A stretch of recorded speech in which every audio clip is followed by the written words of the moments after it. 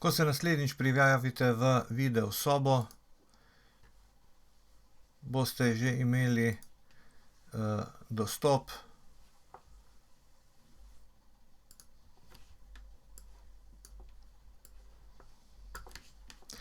Zdaj vidimo tisto, kar pač kaže video soba Katje Gajšek, nje zdaj pač ni tu zraven.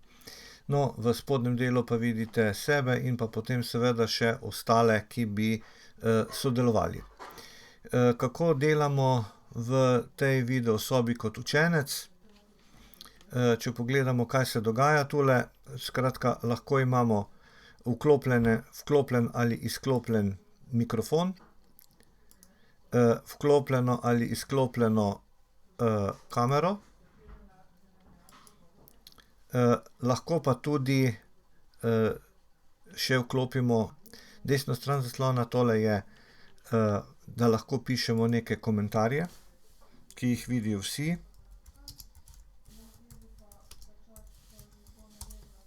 Vse, kar se pač piše, gre sem.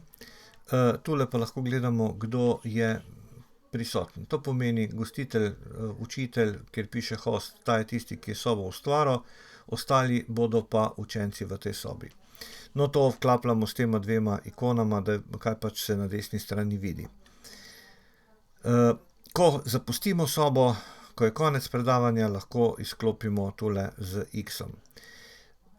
Ob začetku predavanja je dobro, da imate tole vklopljeno, da se med sabo vidite in pozdravite. Ko pa bo učiteljica ali učitelj predaval, pa to izklopite zaradi tega, da se ne bodo zvoki mešali, vse. To potem vklopite takrat, kadar želite imeti povratno komunikacijo, kadar se želite pogovarjati z učiteljem.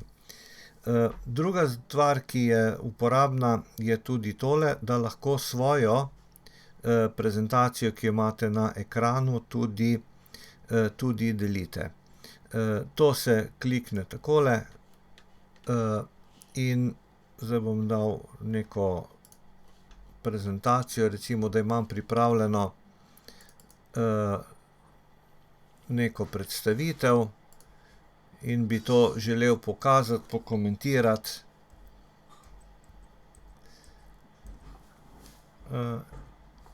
In ko zaključim s tem, lahko tule na vrhu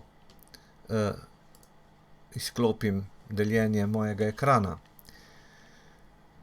To je pravzaprav vse, kar uporabnik v tem trenutku potrebuje. S temle se bom izklopil iz videokonferenčne sobe.